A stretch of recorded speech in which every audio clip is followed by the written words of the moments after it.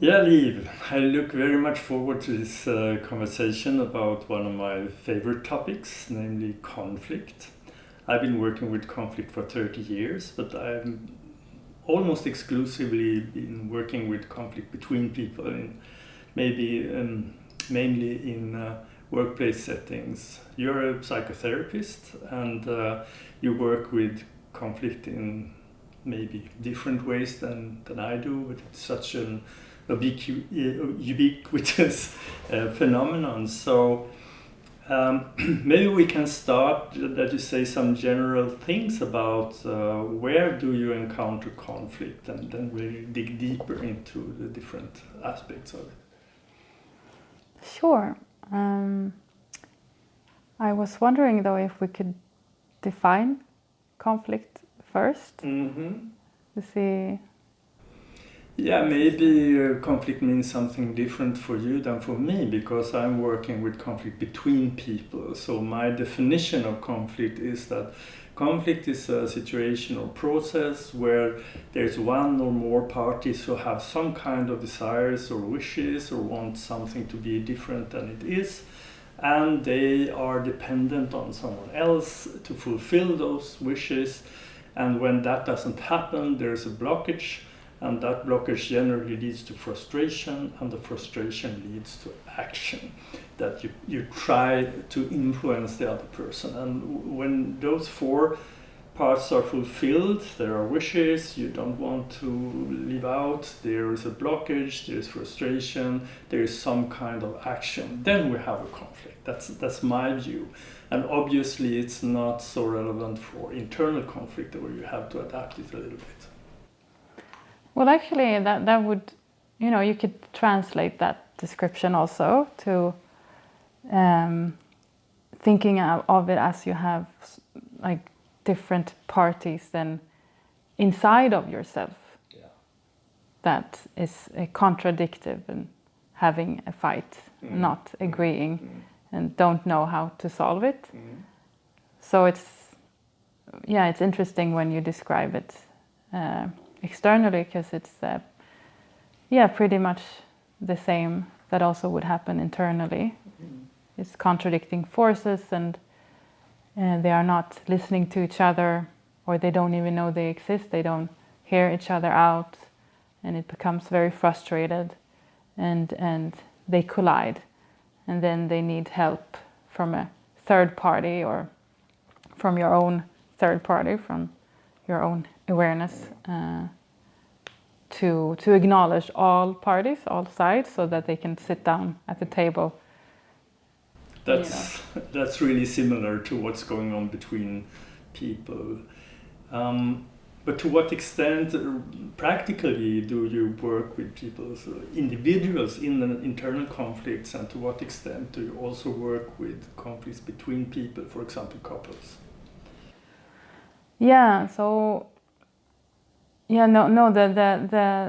time when I do work with external conflicts, that's between, when I have couples therapy, then it's two individuals with their own internal conflicts, their own inner fights, and that has turned into a fight between them.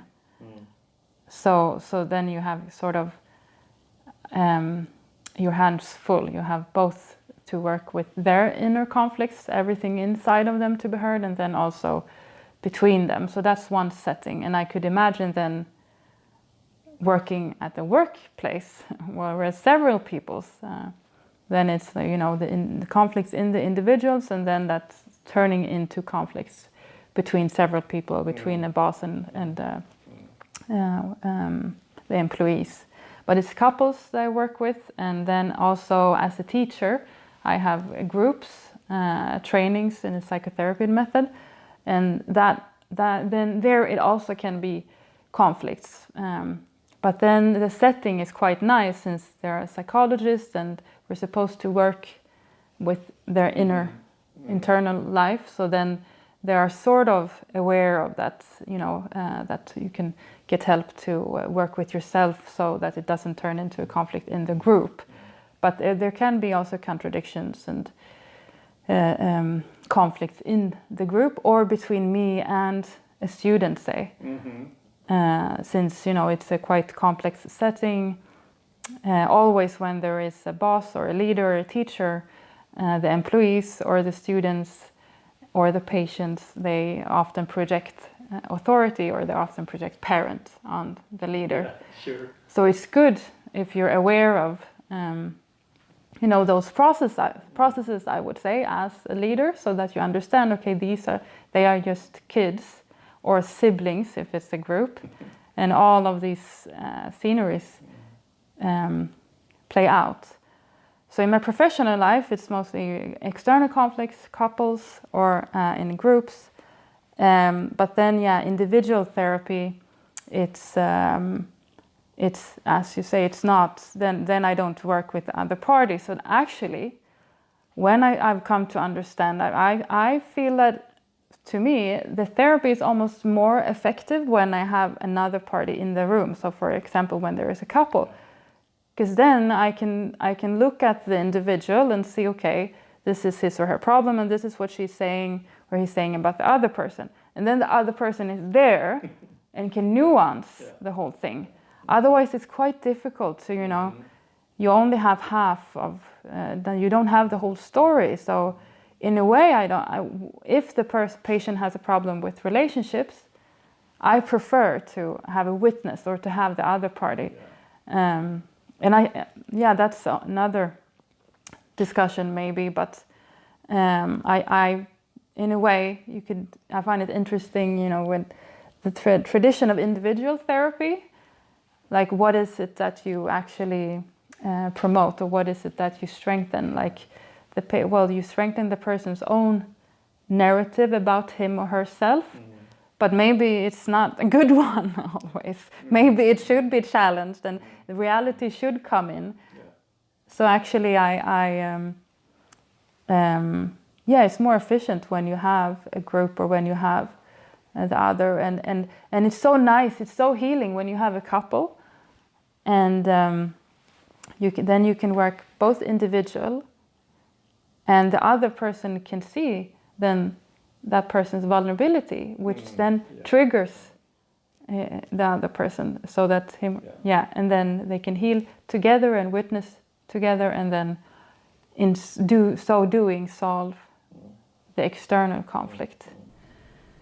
I have a couple of follow-up questions. I would like to go back to one thing you hinted at, I think, namely the question would be, is it your experience that when people can more or less resolve their internal blockages or conflicts, that it's far easier then to deal with external conflicts that the person has with other people?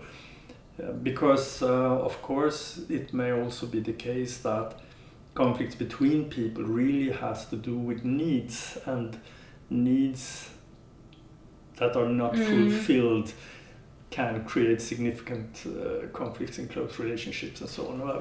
What's your experience about the relationship between resolving internal conflicts and also being able to get somewhere with external conflicts? Yes. Yeah, that's a good question, and for sure, I think obviously, it's logic, like in my experience as well. And the more you worked with yourself, and the more you can satisfy your own needs, truly satisfy with love and compassion, and as say a nurturing parent would, not satisfy your needs as avoidance. Or as a defense, nobody else cares about me, so I better do it myself, but with bitterness, then you're still in defense. But the more you have healed yourself, which basically is to working through your inner conflicts and your inner unprocessed emotions, then you are more centered in yourself, you are more independent. Independent is a difficult word, because that often goes to, that you don't need anyone. So you're more centered, I would say, and more in love with yourself. You're more your friend, you're more your parent, you're more there for yourself, you're more support yourself. And when you are able to support yourself and you are aware of your own needs, then you can also, of course, more easily hear and meet someone else's need, and you can also support someone else's needs, and you can more easily communicate your own needs. Because I would say that's often a trigger to conflicts, when you have expectations on the other person that it should meet your needs, but without you saying them, because you don't know yourself and you are at loss and you didn't have a parent who met your needs, etc., etc. So you have all those expectations that you should be met in your needs, but you don't communicate them, or you just don't see anyone else's needs. So that's generally, a problem when you have differences in opinions. It triggers a lot of emotions, anxiety and emotions, because you have differences in opinions, because then all that system gets triggers. I want to be heard, and then the other, I want to be heard too, and no one has the capability of making listening. space for the Right. So I would say yes, it's definitely, of course, when you are more centered with yourself, you are more healed, you have worked through your own conflicts, you can be more present for others. However, I think if you are a person who, say, are very logic, not an anxious-driven person, because they often, everything comes out and then it's a mess, and so then conflicts can get easily stirred up. But say if you're more avoidant or with your emotions, and you're very logically and you're very rational, I think you can get quite far then in being good in dealing with conflicts, because you then have a brain that can have perspective. So which is, I would say, one factor that I would be interesting to see what you say then, but to have a perspective of the whole, of yourself, of the other, and the situation. So I think you can come quite far, even though you say you have your own problems, maybe you have traumas, and you have avoidant attachment system, and a complex background, but you have a genetics that you got a brain with a lot of logic and rationality. I think you can come quite far in being good in solving conflicts, but that person will get triggered in close relationships, so it won't get that far.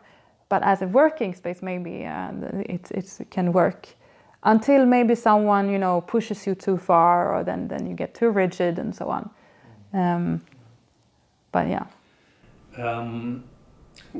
I prepared a couple of questions for this conversation, and I know you know that I wanted to ask you about some salient common reasons behind internal conflicts, but I wanted to ask a leading question first, namely, what do you think is the role of having a kind of perceived serious deficiency in your life, that you miss something that you feel is important to you when you are dependent on others?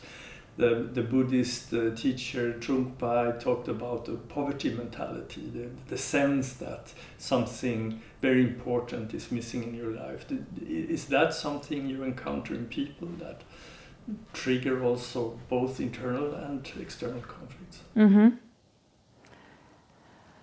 Yeah, I would say that a lot of people describe their mental health issues with they describe that feelings of being alone or disconnected often, and at loss, and some say explicitly that it's something missing, or I want something more, or some say I have it all but still I'm not happy. Mm-hmm. But I would translate a lot of what people are saying about their mental health, that is some pieces are missing, or there's some missing. Mm-hmm. I asked the question because before you talked about the favorable conditions for being able to deal with external conflicts. And I heard out that you think that when people are integrated, when they have resolved their internal conflicts, then they can be open to really go into dialogue and make space for others' needs and the views and so on. And then I thought about the obstacle of being preoccupied with others are not giving me what I need. So Yes. I just wanted to hear your thoughts about that. Yeah, because that's often the way it goes. That there is something missing. Because let's say the circumstances when you grew up, not only in your family of origin, but maybe also in the society you grew up in or the culture. But just the circumstances when you grew up gave you the experience that, something that you didn't get all of your needs met, or maybe none. Yeah, it is worse. So in a way, and as a child, it should be the environment or the circumstances that would give you your needs. And so in a sense, it's true.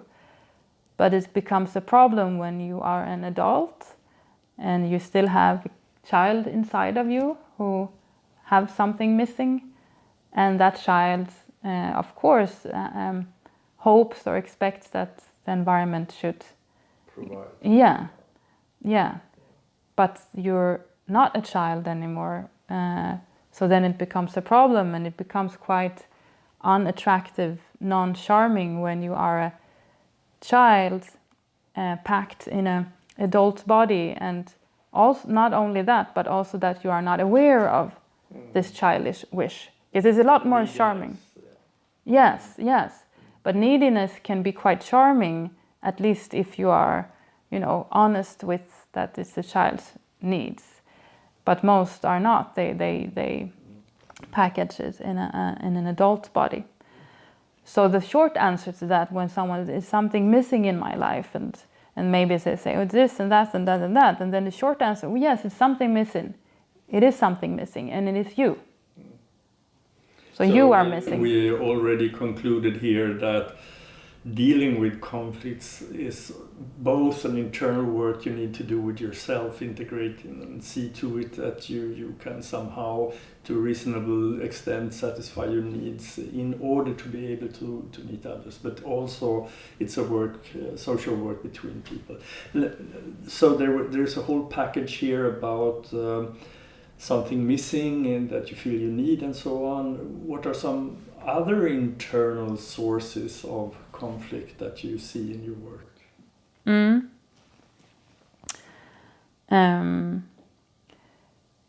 So one source of conflict is the fear of abandonment that many have. Again, not only because of your parents, but also because of maybe you started childcare too early, or and experienced a lot of separations. So the body learned that, well, I cannot rest, I cannot be calm, because I will be abandoned, and I'm not ready for that, says the child. I was not ready for that. So say you have this fear of abandonment. However, as a child, since there were abandonment and there were separation and no repair, so the child had to deal with it herself. So there was a separation, and then no one came to repair. Nothing, no contact. So the child isn't stupid, and the human body isn't stupid. So it figures, okay, what to do? Well, instead, okay, I have to shut down then my needs, or I have to shut down my feelings, because it's just too painful to experience, this abandonment all over and over again. So I come up with a defense, and maybe that defense is even the opposite of being needy then. Being being self-sufficient. Yeah, so the defense is self-sufficiency and very independent, and then that becomes a problem for your reparation, because then when you're adult, the environment reads you as someone who abandons, actually.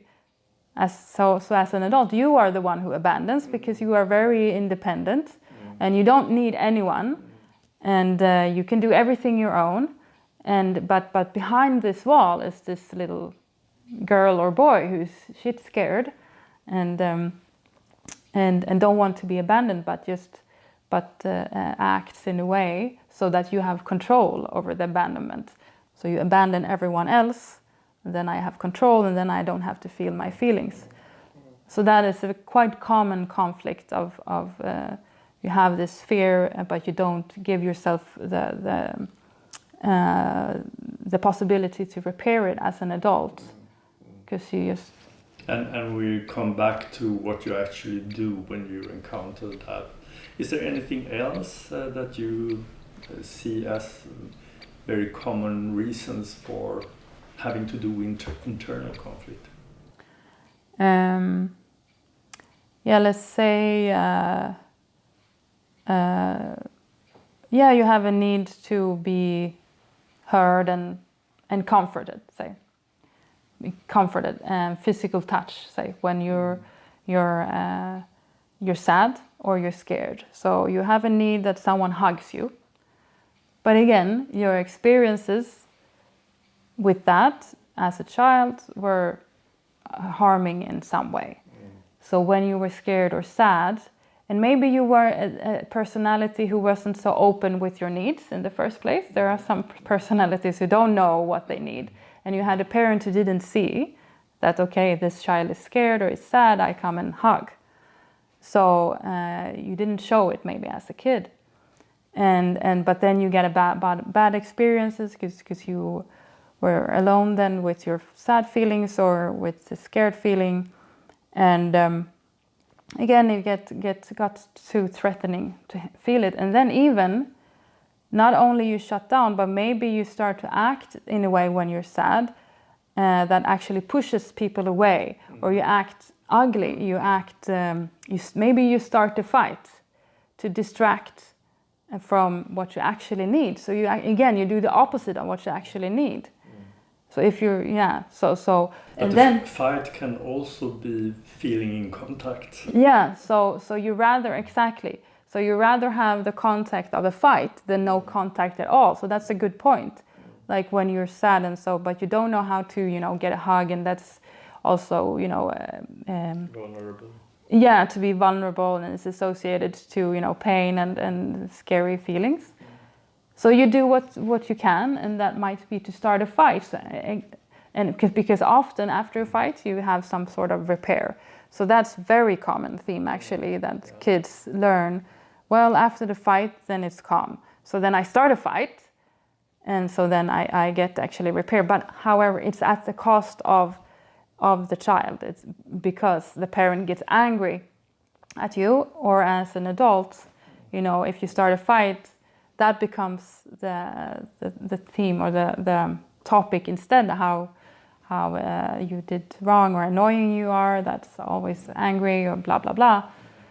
And then you not only you don't get comforted, instead you get blamed maybe for being difficult person that is always angry and da da da.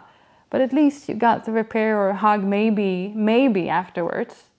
So you do everything at all costs. So that's a sad contradiction, but it's very cute in a way. The body's how it's trying to get their needs met and sacrifice themselves. But what we have talked about are really profound things that also are connected to a lot of vulnerability, and that means that opening up is connected with risk-taking, And I imagine that's something you need to work with when you work with people, both individually and in group or couples, for example. Support. Can we shift over to talking about when you see reasons for or explanations for conflict in what is going on in relationships rather than connected with what people bring from their biography? What do you see as types of conflicts or common conflict themes between couples, for example? Maybe partly the same things. Yeah, a little bit, but one very common theme, I don't know if that's a theme, but I'll try it out, a description anyway of a pattern between in a couple. Say one couple is more emotional, or the emotions are on the outside and more anxious and more needy and more, wanting to be saved by showing everything, and the other one is more detached, more avoidant, wanting to be alone. And if those people meet, it's difficult, since let's say you have a discussion, they have a discussion, and yes, they have different opinions, and that triggers, oh my God, we have different opinions, and maybe now it's a separation of our minds. So different opinions can mean separation from the contact. Maybe we will get abandoned or separated, and maybe we will have a conflict. So then both parties get anxious, but the anxious one reacts with being more needy and needing more reassurance and needing more contact, and the avoidant one get anxious but reacts with needing more space and wanting to be alone and think and be silent. And the problem is then that they re-traumatize each other, and they don't solve the conflict. So the anxious one is going after and feeling left alone, and feeling like the avoidant isn't there and understanding her feelings, and the avoidant partner instead is feeling very invaded and cannot think and not being left alone. So that's a common dynamic and a common obstacle for them to actually solve whatever the issue is, which might not be a big thing then. So I don't know if I would call that a theme of conflict, since that's more the dynamic that makes them not to solve the conflict. But I'm curious about to what extent do you see this as different temperaments or personalities that are quite basic? People are different, simply. And to what extent do you feel that there is a background in unresolved internal conflict stemming from the biography?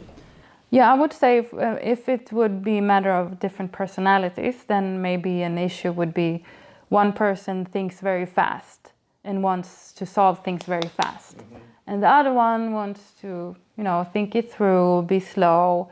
That's not inner conflict. That's not a problem. That's just different personalities. And then they need to understand how the other person's mind work and how the other person's brain work in order to meet in the middle. So the fast one, it can be good. They can use the fast one when sometimes, and they can be complementary if they understand that they are different. So that's maybe what counseling could help, like someone to explain. Well, you works and this is how you work and this is how you work. So, and I heard once, so I don't know if it was the couple therapy or therapist or someone who said, in a conflict, you should say to your partner, can you explain that so that my brain can understand it?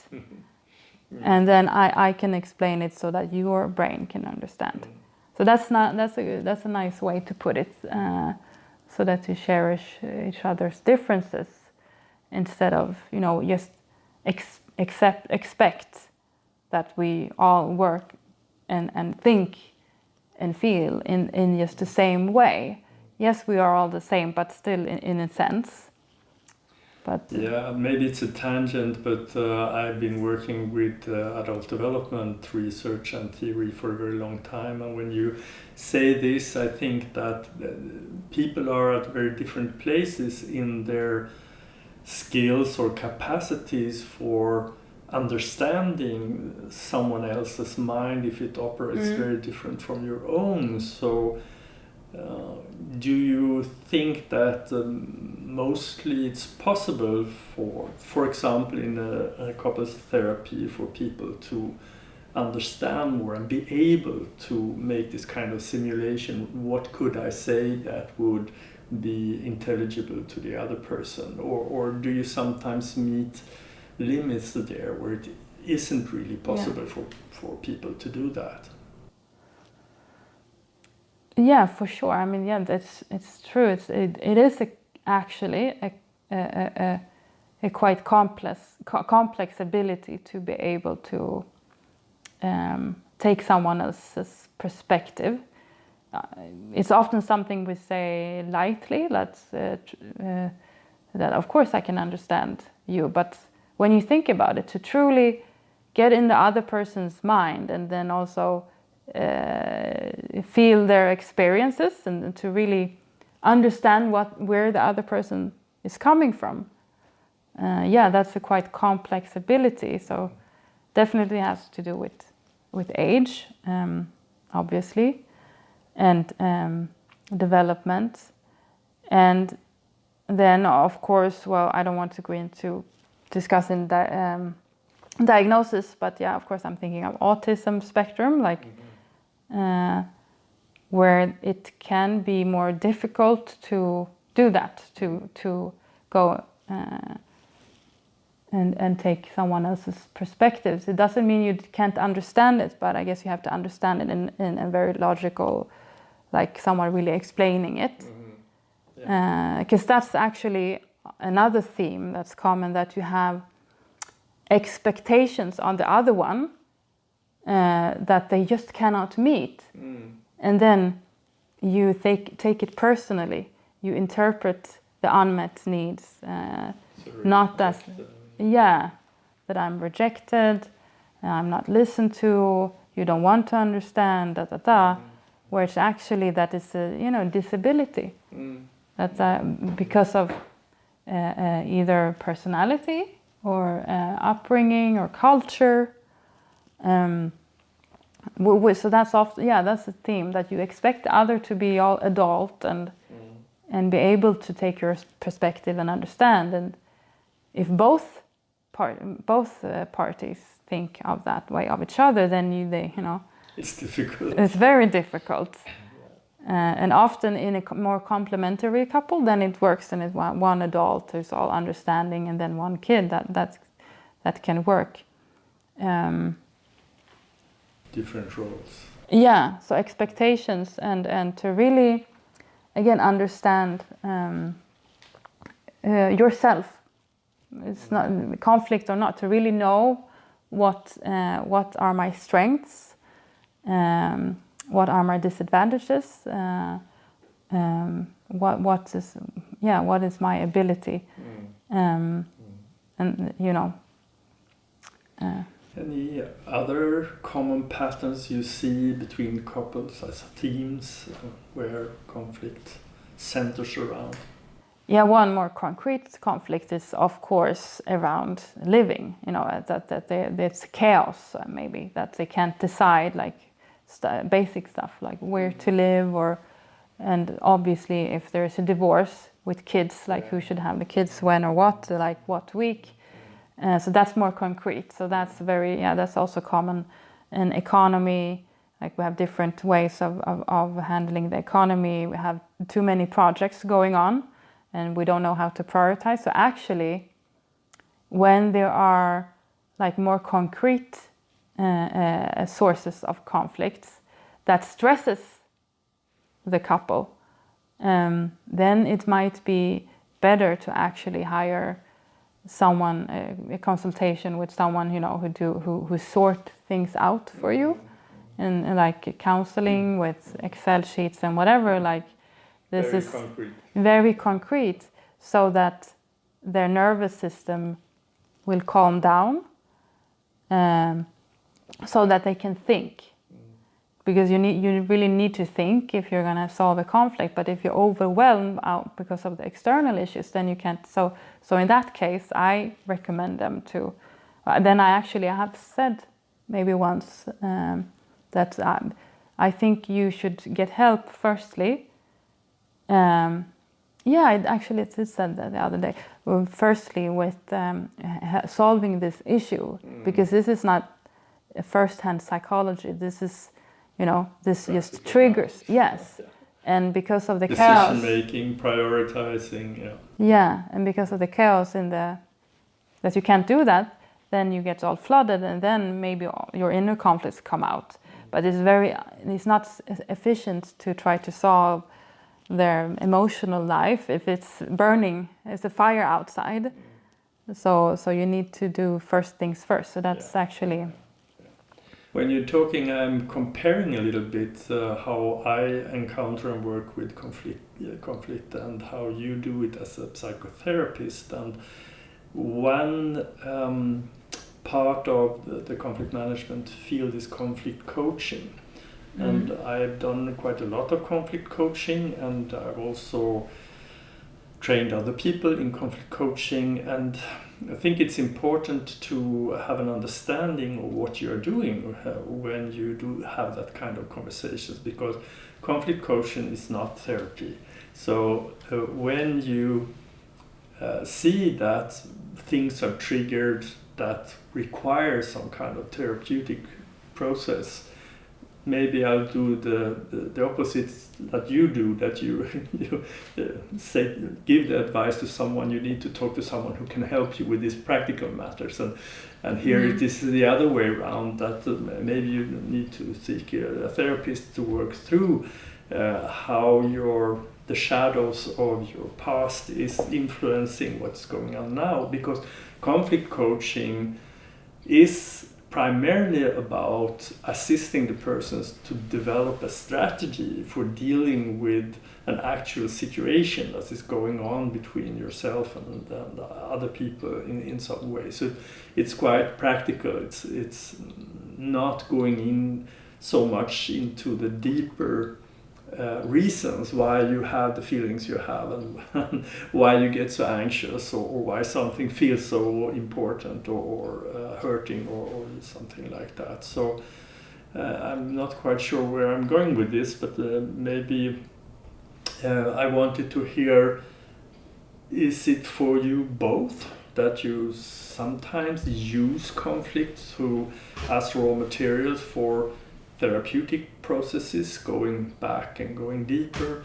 And are you also sometimes in situations where it's more conflict coaching to assist the person to develop more clarity about what is really important to me, and what are the alternative ways of dealing with the situation, and what are the pluses and minuses of different alternatives and so on? Do you recognize this difference? Yeah, the first thing that comes to mind is, for example, if there is a couple and they have a disagreement, they have an issue of some sorts, and then they start to talk, first the first person and then the other person, and then they express, this is what I think, blah, blah, blah, and then this is what I think. But then very quickly I see that the first one interprets what the other one is saying, and they're projecting something. They interpret it like, no, this is your interpretation in your mind. This is not what he said. And then he reacts defensively on that because he feels it's unfair, and then he projects, I don't know, a criticizing parent or whatever. And then then it goes very quickly. And then I stop them. Because then it gets too messy. We had a concrete issue that we could talk about, but then I see, well, they can't because they get triggered. So in that case, I choose to, stop, and then I maybe say, okay, so I hear you had this issue, and then I heard you reacted in this way, and I understand it's because of this and this. And then he reacted in that way because of this and this. So then I explain to them, this is what happened, and this is often what happens, I suppose, between you. This is why you cannot talk about this issue. And then, yes, it has been times when I have helped them to think about the concrete issue, like how to solve it. And I suppose, yes, talk to them like, so instead of have this communication you just had, why don't you try to be silent and when he talks, for example? Why don't you try to just practice the ability to really listen? And then maybe I explain what it means to listen, and I say, let's see how that is for you, like if you can. And then it's very difficult. They want to. But I wanted to spend some time teasing out what are your experiences and maybe assumptions about what is actually effective, or I would talk about it as theories of change. What people who are locked into conflict, internal conflict or social conflict, what is helpful for them? What function can you perform to help them open up and get from a destructive or locked process to a constructive, solution-oriented process? So I would think of firstly two fundamental factors. And the first one is that the person's nervous system has to be calm. So that goes for children as well. If a child is screaming, I've done this mistake many times. If a child is angry or sad and you go, oh, what's wrong? And then you try to solve the feeling by talking, discussing in that moment, which is a fail. Because the child has a lot of feelings and is upset. So it has to calm down first, and then we can talk about it, so that you have your brain with you, your rational brain with you. So how do you do that when you have people who have high affect or... Right. Yeah. So it helps if you as a coach or therapist or facilitator is very calm yourself. Like really calm, not just trying to be calm, but have sort of a calm energy and try to be present and almost talk maybe or clear and slow. And then to really listen. So you have to be prepared that in the beginning you can't solve everything and you can't get them calmed in the beginning. But one thing, so you have to be prepared that they want to vent and they want to talk, but to really firstly listen. And listen with a lot of presence. And I'm not saying this just because, mindfulness is trendy or that it seems like a good idea. It actually works.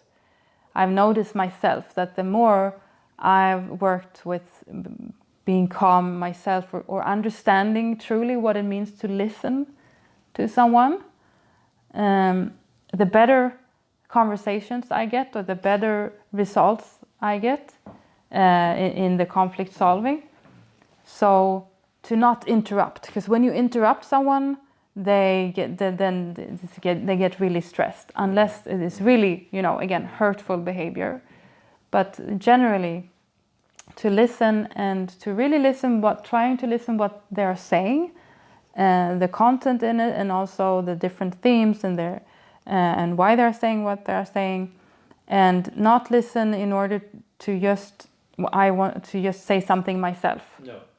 Because actually, I think this, I have no research on it, but I sense that the person feels that I'm not really listening. Yeah. it just looks like I hear what they say, but I'm mostly focused in myself that, oh my God, what should I say myself? And I need to be smart, I need to solve their problems, I need to do this and this and this for them. I think that they then sense that and then they talk even more. Because they sense that I'm not really there, and then they get stressed and they need to explain more and more and more. So I've noticed throughout the years that the more I've been able to leave my own mind and get into the mind of the person, into that person's body, that calms. Then I don't have to do something to calm them down. It's just by me listening and me being present. And I myself was quite fascinated how effective it is, and because I used to think it's, of course I listen. I thought that before, but no, that's an ability. That's actually a skill, really, to truly listen to the other person, and that affects them so that they get calmer, and then it's also to be a role model for them. Like if you think of a parent with 2 kids, then the siblings act toward each other as their parent are treating them. Mm-hmm. So you also, as a therapist or a coach or whatever you want to role model, this is how you listen to someone who is upset. Yeah. And so that they can understand how it's done. And imitate that kind of behavior. Yeah. So also, of course, explain, and also, of course, use your verbal language. But I think everything is important. Everything gives the message. Everything is educative in teaching them. So you cannot fake it, or you can, but it becomes much better when you yourself are. Are there also concrete things you do in order to make sure that people feel heard? I mean, in mediation, you really can summarize what the other person said in order to make sure that they know that their message has been received and understood. Yeah, some things I often say is, I repeat what they're saying, and then so do I understood you correctly? Or is that right? And then I understand, or I ask their partner or the other, so is that right? Or what do you think about this? And that's also something I've become better at the last years, or through experience, that instead of rushing and again just being driven to help them and for them to hear me out and my methods and my voice, etc. The more I've been to, do I mean more humble in that? So this is what I see, and I often prepare like that to say. So I'm going to tell you now. I'm going to give you some feedback. So this is what I perceive that you're saying, and then you can say if that's correct. So that's exactly what you do in mediation, for example, as well, and in conflict coaching also. Yeah. I think you mentioned there are 2 important things. So being calm is one thing, and to repeat. So that's what you could do, is to listen, but also again to make someone feel heard. That also calms someone down. So what we said, to repeat and to ask, is that what you heard? But then also to help them think, to help them get perspective. Mm-hmm. So when you're calm, then you can get in touch with your brain much more easily, and then you can develop the ability to observe your own thoughts and feelings, and then the other one's thoughts and feelings, and maybe even both together. So have like a meta umbrella over the whole thing. So you need to be able to think and gain perspective, not only perception, like not only from my point of view, because many they just feel or think, and they don't think about what they think. They don't look at it. This is what I think, blah blah blah. So that's perception, but perspective would be more, I hear myself have this thought, and this is what I think. And then you can ask, why do I think it that, and why do I feel that? And then you can do the same thing with the other person. And that's also an ability for sure, and a skill. So when you calm, it's much easier. And as a therapist, of course, that is my main role, know that's yeah, to calm them down, to make them feel heard, but then also to give them feedback on what I see. So I'm their third party, I'm their third eye, and then I can help them to do it themselves. I also think about the role between the more cognitive processing and the more emotional processing, because when you work with conflict, of course, as you say, it's very important to create a kind of emotional space where you can open up, and if you are too preoccupied with your own reactions, you don't have that kind of action space.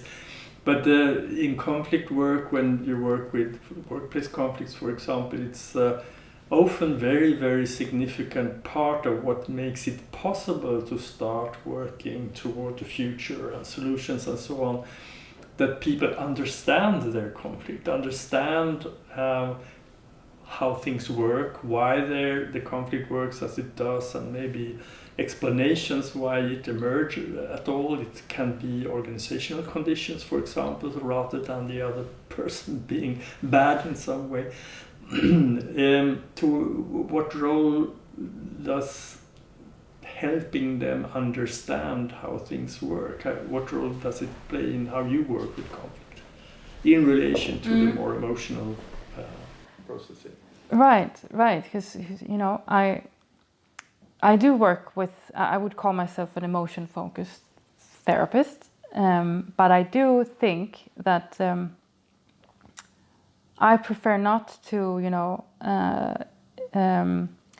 to support someone to say have feelings without understanding why, and without, say, for example, if someone starts to cry because, oh, you hurt me, I feel so hurt, and then they cry about it. So of course, I mean, if it happens, they need to do it. But I prefer to, again, first calm system down, be present, and then to help them discuss, and so they can get a clear understanding of what's going on. And what then often will happen is that feelings can get triggered that belong to them, or that's not just, oh, you're so bad, boo-hoo, or I'm so angry at you because you don't understand me. I prefer to not go that way because I don't think it's so helpful. It just enhances the dynamic of this perpetrator and a victim, and it maybe feels good for the moment, but it's not for the long run. So yes, then I prefer to help them first understand, and then the feelings will come, but maybe a grief over how they could never make themselves heard, or maybe then a reminder of how they weren't heard as a kid, or grief over how they pushed the other person away. I mean, those kinds of feelings are often more, core feelings that are more helpful and also more healing for the couple, instead of you are so bad and I'm so. That's not so much healing in that kind of emotions. There are so many interesting questions, but we don't have as much time as we would need. I would try to limit myself to 2 further questions, and then we can see. And an interesting conversation I have had with colleagues is, what is actually conflict resolution? What is success when working with conflict? And a smart colleague of mine said that successful conflict resolution is when you can transform a destructive conflict to a constructive conflict. Doesn't necessarily mean that you are resolved everything, but you interact in a different way. So do you have any ideas about what is success when you work with conflict? Yeah, I wouldn't agree on that. That to me, success is not that they think the same way, or there is a solution. That's good if there, but first that they can tolerate that there are 2 different minds, and that they can tolerate that they have maybe 2 different opinions. That's success for me, to be able to tolerate that emotionally and intellectually.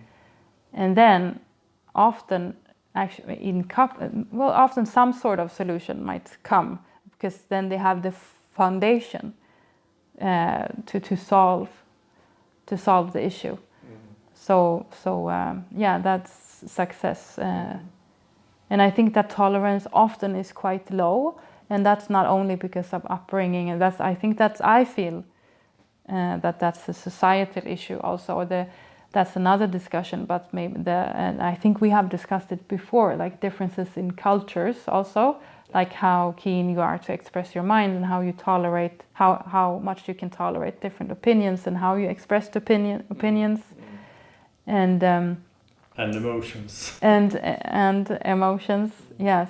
And in many cultures, the ability to tolerate different opinions, or the ability to tolerance that someone else is having an emotion, and that it's not your fault, or it's not your responsibility, etc. I feel that tolerance is quite low in many cultures, and so that's because that's the foundation to actually be able to solve the conflict. I think it was a patient who said that, or some feedback about how important was a couple. Important it was, she said, for me, to really first be in myself and to center myself, to hear my own voice, and the more I could hang out or experience myself, and the less anxious I got about my partner and like how is he okay and blah blah blah. And the more, and when I had been to myself for a while, then after a while I got curious. She said, yeah. I got curious. Oh, what's he doing? Yeah. What was he thinking about? What are his emotions? So I think that was a beautiful description of what is necessary. Yeah. That you first need to be with yourself. Our German colleagues often use the word Selbstklärung, that you clarify what's important to you, what you feel, what your needs are, and so on. And it's often necessary in order to be able to really meet other people with an open mind, to be grounded in who am I, where do I stand, what do I find important, and so on. In American mediation literature, they would talk about empowerment as a quite overlapping conflict. But I think Selbstklärung is a good word to help people to really get clarity about themselves in order to be able to meet other people. Yeah, because often we either speak about only me, or we should all understand each other, and then that's the way to be more tolerant. That's often like a narrative in society. So you should be more tolerant to each other's differences, and we should understand. Or I feel like it's often split. Like it's either that, or you should focus on yourself and to develop yourself and your own needs and da. But I would like the narrative that connects those a lot more. Like in order for me to tolerate you and to connect with you and understand you, I do have to first understand myself. That's my experience anyway, and which has nothing to do with being egoistic or nothing like that. It's just the foundation. I need to be in myself. I need to have a brain. I need to have my thoughts. I need to have my emotions cleared out to be safe, so I can live myself and be with you. And that I think that's how a connection can be made and tolerance can be made. So my last question is that if you have accumulated a lot of experiences, you have learned a lot and so on, if you try to connect with your accumulated wisdom, do you have anything that you would say to people about what are important skills or forms of awareness that are really helpful in dealing with the conflicts, both internal and external? Yeah, I would say to just always remember that we are all just trying to do our best, always, and some has a very lowest high of their best because of their disadvantages. Yeah. and it helps to think of us all as kids, I think. So that can actually give more empathy with yourself and with other people. So I think that helps to always remember, like, oh, we are all just struggling, we are all just little, vulnerable victims, and we just tried our best, but we covered ourselves in just ugly defenses, maybe. That is not to our advantage, but just remember that we're all just, So that's about how you think about people or perceive people. And so are there any particular skills that you would point to more direct? Yeah, I would definitely point to practice the ability to be silent and listen. I mean, if you can do that, then you have come far. Yeah. To not interrupt, to listen. And what makes it so difficult to keep your mouth shut and really be open to what other people are saying? Because everyone has wounds, so they just want to be heard, and they have their egos, and they don't want to be forgotten, and they want it in a certain way, and they can't let go of it. They're rigid. There's so many mechanisms that makes it terrifying to let go and trust and listen. And I don't mean that you shouldn't talk about or have opinions or express yourself. Not at all, because that's also as important. But it's just do it from a foundation of listening first, because then you can also hear yourself better. From my background, I think I would add one thing, namely I've been increasingly focused on the role of narratives. So I think it's difficult to really open up and listen to someone else if you are very firmly embedded in a particular narrative that points out what things mean and who are you and who am I and what kind of person are you and mine and what did you do and what did that mean and so on. Yes. So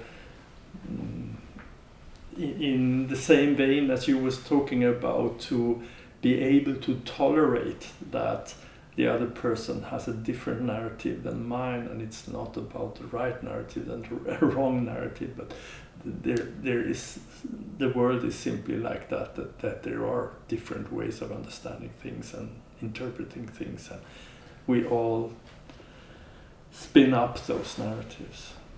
Okay, is there anything else that you would say before we conclude? Probably, but because this is a very interesting subject. But I think we covered Quite a lot. Yeah. So I'm satisfied with it. Thank you. Very interesting. Thank you.